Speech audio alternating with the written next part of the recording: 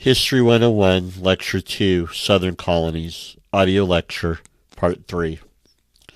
Though evidence shows that slaves were being held for life as early as the 1640s, only in the 1660s did Virginia and Maryland's laws refer explicitly to slavery. As tobacco planting spread and labor demand increased, conditions facing black and white servants diverged.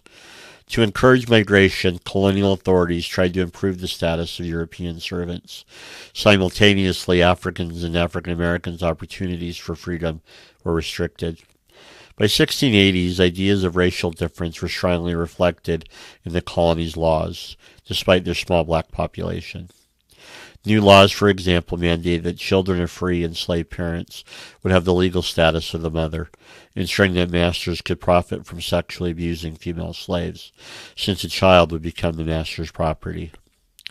The shift from European indentured servants to African slaves as the main plantation workforce was hastened in 1676 by Bacon's Rebellion.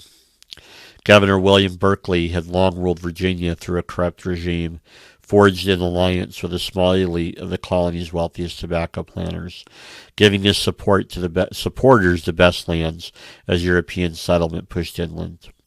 With all the best lands already taken by wealthy planters, an increasingly poor population of freed European and African servants and migrants found it harder to acquire land. Forced to settle in frontier areas, these men were also disenfranchised in 1670 by a new law limiting the vote once given to all men to landowners. In 1676, disgruntled frontier Europeans demanded that Berkeley exterminate or expel frontier Indians to make room for European settlers, but the governor, fearing war and profiting from the Indian trade as well, refused. Led by planter Nathaniel Bacon, small farmers, landless men, indentured servants, and some African servants who also demanded lower taxes and an end to elite rule waged war against the Indians and the colonial government. They plundered plantations and burned Jamestown to the ground before English warships helped quell the rebellion. Virginia's ruling elite consolidated their rule by both limiting democracy and expanding social opportunity for poorer Europeans. They reinforced property qualifications for voting, but also reduced taxes and adopted aggressive policies towards Native Americans to open up more Western land.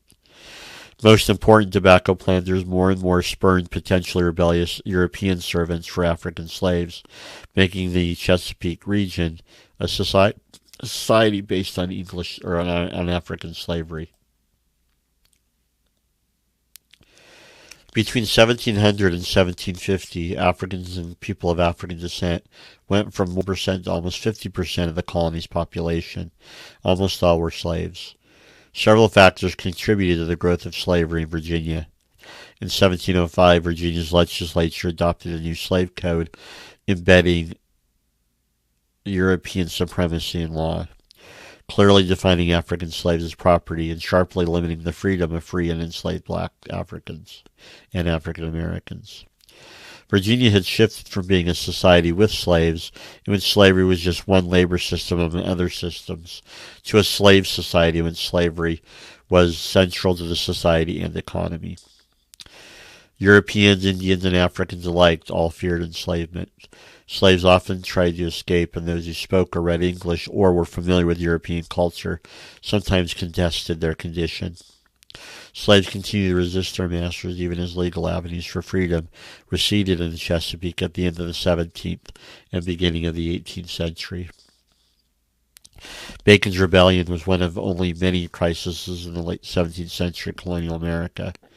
The year before, 1675, witnessed the beginning of a war in New England between Indians and colonists, unprecedented in its scale, ferocity, and devastation, called King Philip's War or King Metacom's War.